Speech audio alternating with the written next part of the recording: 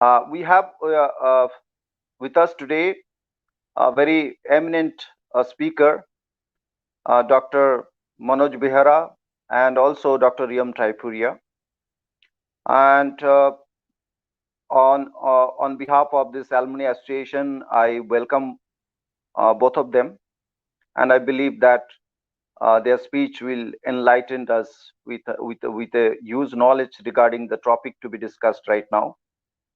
And to begin with, I request Dr. Manoj Behera. He is a professor and principal of Arihant Homeopathy Medical College and Research Institute, Gandhinagar, to introduce himself and to begin with his lectures today for the viewer. Thank you so much. Thank you so much, Pralada. Good evening, one and all. And it is indeed my great pleasure and honor to be a part of this August gathering, where I learned all my basics. And today I am delivering a lecture before my teacher, my seniors, my friends, and all my colleagues. It is indeed a great moment for me as well. To start with, let me first thank Dr. Vidut Mukherjee, our beloved Vidutda, who has been very instrumental in getting me into this CME. When I got his call, let me tell you one thing. I was suffering from COVID-19, and he told me, "Okay, you do one thing. You get well soon. Then we'll give you a chance to speak." And today is the day I'm going to speak something. See. I must thank Sapan for such wonderful introduction, and I must thank one of my beloved senior, Dr. Prayada, for such kind words. In fact, it was a great time in NIH when we were studying, and Vidutda, Pralada, they were all like guiding forces for all of us, and we can never forget that. Let us keep this spirit on, and before I start, let me just give you a small introduction what I actually intended to do. See, when I was going through or I was watching the videos of previous CMEs, all my friends or my colleagues, all my teachers, they were trying to speak something regarding about their clinical experience. We all have clinical experiences. That's why I thought of doing it a little bit different. I thought of talking about something which we all have learned, we all are practicing, and but I feel we need to brush that up and we need to just polish ourselves by just knowing all those things again and again. Because as as doctors, we always practice. We are never the masters. We always be students. We can never be the masters for our subject. That's why we say we practice. We keep on learning every day.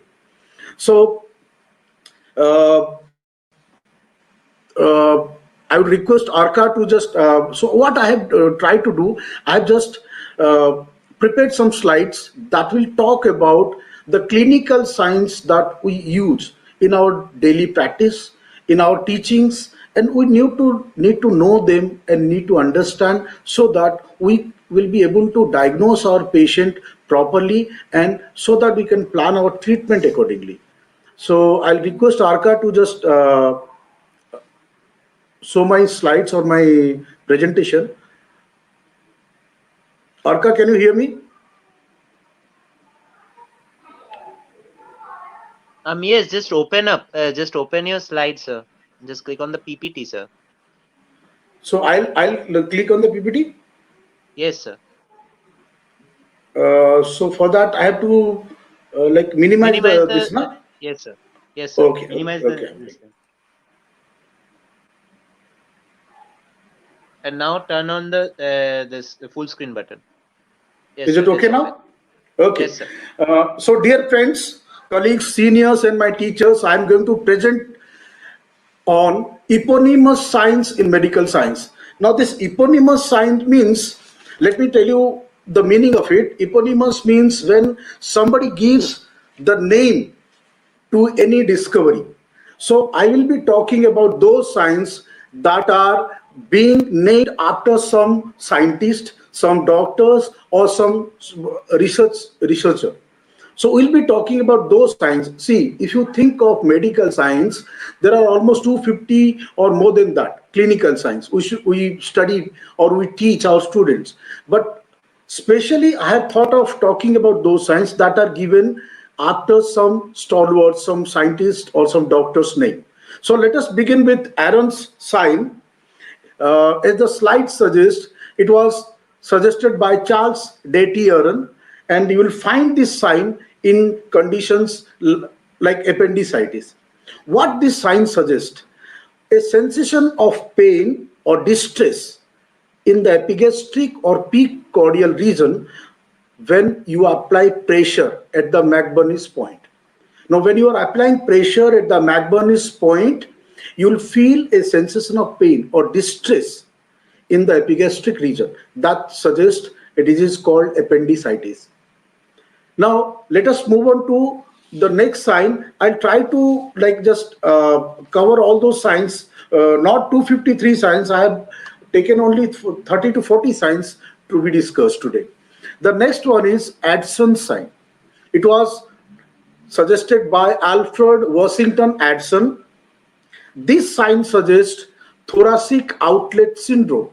See, the idea of talking about those signs is that if you can diagnose or if you can reach to a substantial diagnosis just by doing some clinical examination, or if you for example, when the patient enters in your chamber, your observation, your diagnosis starts there and then. Suppose you see a patient with short height, idiotic look, unusual hair growth, oily face, round face. You think of a disease called Cushing's or Moon's faces, seen in Cushing syndrome. When you see a patient with adenoid faces, or when you see a patient with staring look, you think of Stellwag sign. So these signs or these facial expression or maybe the attitude of the patient, at times the mannerism, the behavioral pattern of the patient always guides us to certain kind of disease states. So likewise, Addison's sign. Addison's sign was suggested by Alfred Washington Addison. It suggests thoracic outlet syndrome. Now see, when the clinician asks the patient, examines the patient with an extended neck to the affected side, asks the patient to turn the face to the affected side, and you see or feel the radial pulse. If you find the pulsation has gone down or there is reduction or decrease in the pulse rate, that suggests thoracic outlet syndrome. Or alternately, if you can auscultate the subclavian artery, there will be a bruit, a typical sound that is felt with the stethoscope. So you may have heard about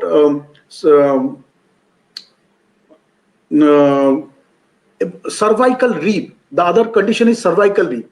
When you ask the patient to turn to the affected side and with an extended neck, and you feel the radial artery pulsation, if that pulsation showing some decrease in rate, that suggests thoracic outlet syndrome.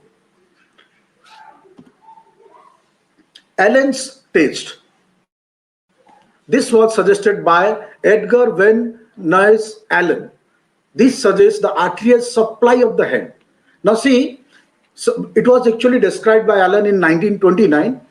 And while you are physically examining the patient to know the arterial blood flow to the hands, the test is done to determine that collateral circulation. The collateral circulation is present from the ulnar artery in case of thrombosis occurs to the radial artery. So arterial supply of the blood, you have to find out by finding out the circulation, presence of circulation in the ulnar artery if there is a thrombosis condition in the radial artery. So this was described in 1929 by Allen. So this test is known as Allen's test. Next comes Alexander's law. This is actually described by Gustav Alexander. I have taken the photographs with lot of difficulty because these people are these the photographs were not easily found in Google as well. This is seen in vestibular lesions. Now, the state of amplitude of the jerk nystagmus is largest in gazing the direction of any fast component. This was suggested by Alexander. So that this rule is called Alexander's law, and this is seen in vestibular lesions. The next is Apley grind test. It was suggested by Alan Graham Apley. This is seen in meniscal lesions. Ask how you can elicit this test or how you can do this test. Ask the patient to lie down in prone position. The knee is flexed to 90 degrees and the leg is rotated from side to side. Ask the patient to lie down on on prone position, and the knee is flexed to 90 degree and the leg is rotated. As you can see in the top of this slide, and while you are rotating the leg from side to side, there is some compression force applied. A forceful response signifies the turn of degenerate meniscus. The turn of degenerated meniscus. This test is done to find out the meniscal lesions. Next is balance sign. It was suggested by Charles Alfred Balance. Now, you all have heard about the splenic rupture or any abdominal trauma or splenic trauma. Suppose you are traveling, you had a roadside accident, you fall on this side, the spleen can rupture, there can be tear in the capsule. That can lead to formation of an hematoma or oozing of the blood, gradual oozing of the blood, that can lead to formation of an hematoma. Now, if you find any patient, now see, the peculiar thing is that the presence of persistent dullness, the presence of persistent dullness to percussion in the right, in the left upper quadrant, when you are percussing, if there is a persistent dullness in the left upper quadrant, that suggests positiveness of balance sign. Now, but this is very peculiar.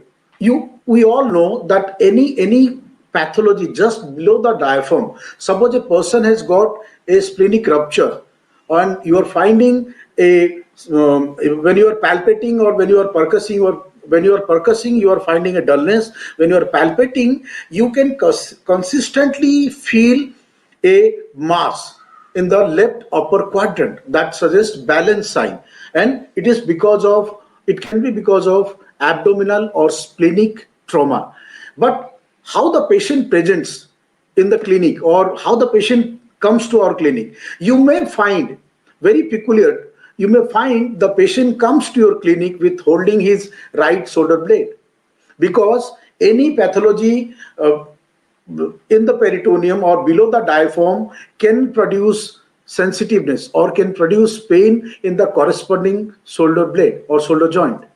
So this is the peculiarity. Now comes Bloomberg sign. It was suggested by Jacob Mortis Bloomberg.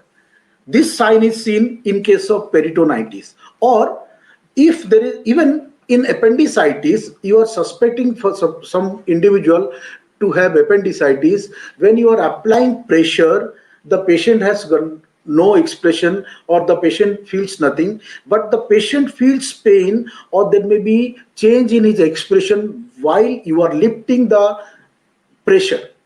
While you are pressing on the abdomen, the patient has got no pain, but while you are lifting the pressure or when you are lifting the palpating fingers from that area, the patient may complain of pain or sensitiveness. This is mainly due to the inflamed peritonitis, or it can be seen in appendicitis as well. Boas point. Now, this was suggested by Ismar Isodor Boas in case of gastric ulcer. Now, this is the area of tenderness to palpation. The area of tenderness to palpation to the left of the 12th thoracic vertebra found in some patients with gastric ulcer. In some patients with gastric ulcer, you may find tenderness to the palpation to the left of 12th thoracic vertebra. These typical signs are very suggestive or clinically very helpful to reach to a substantial diagnosis while you are examining your patient. Likewise, you will find Boas sign. Boas sign was suggested by the same person, same individual. It is seen in case of acute cholecystitis. Now, what happens? There is increased sensitiveness. There is increased sensitiveness below the right scapula if any person has got acute cholecystitis. This is mainly due to the phrenic nerve irritation. This is due to mainly the phrenic nerve irritation, an area of tenderness to palpation, an area of, or the person may complain of increased or altered sensitiveness below the right scapula. This is seen in case of acute cholecystitis. Boas point and Boas sign both are suggested by Ismar Isodor Boas. This is very important while we are examining any patient clinically. This is called Brody Trendelenburg's percussion test. This sign or this test was suggested by Sir Benjamin Collins Brody and Frederick Trendelenburg. So it is commonly known as Brody Trendelenburg's percussion test. It is seen in case of varicose vein. Now, what we are doing to determine the valvular competency or incompetency, to determine the valvular incompetency in superficial veins, a finger is placed at the lower distal part of the vein. You are placing a finger at the lower distal part of the vein that is being examined. The upper proximal part is then percussed and tapped.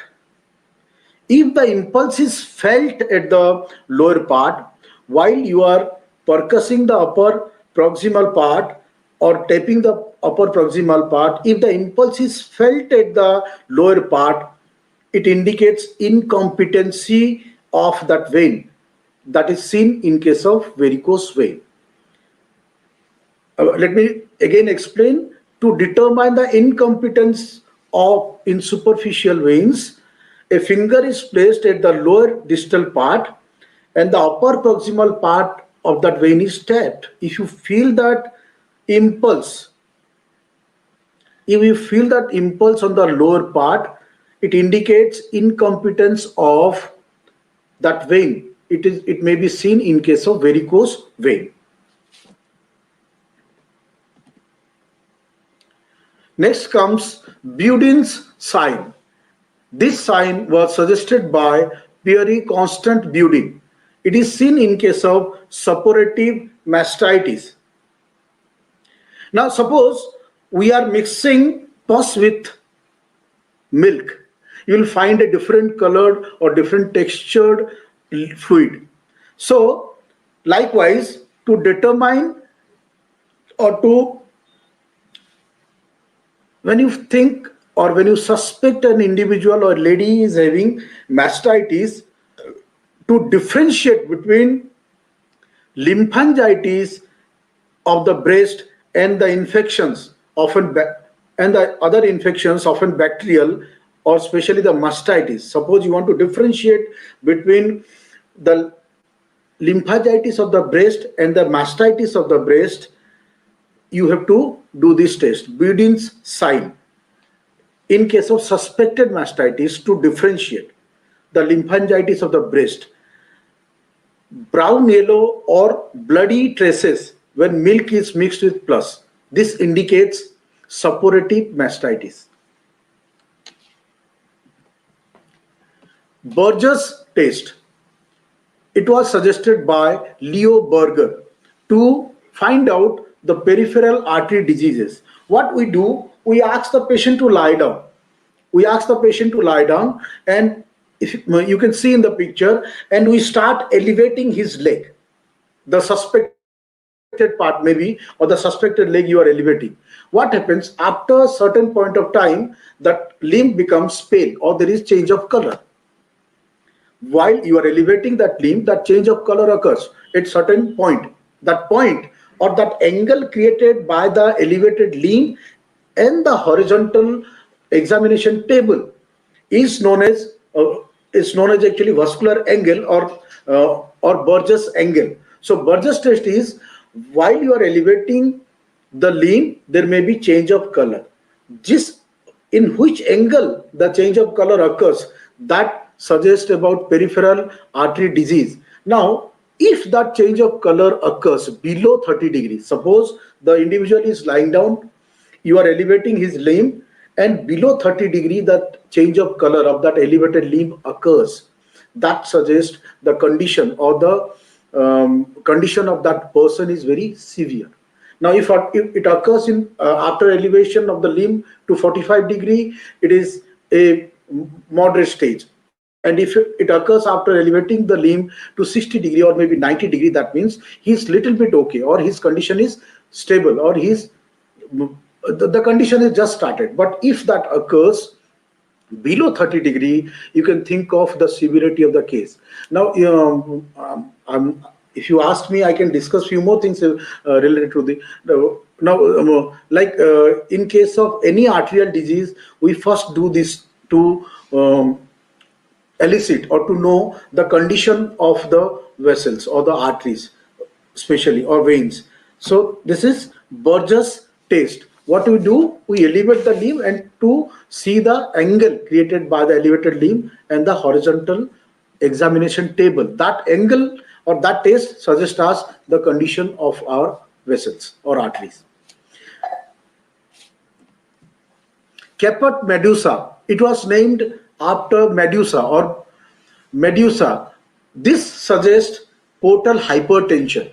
Now, see, this is an inspectory finding. The moment you are examining any patient for abdominal regions or abdominal pain or anything related to abdominal examination, you may find formation of cluster of veins around the umbilicus.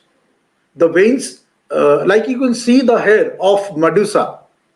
This is formation of cluster or so if you find any individual having formation of cluster veins around umbilicus, you can think of caput medusa, and that is seen in case of portal hypertension.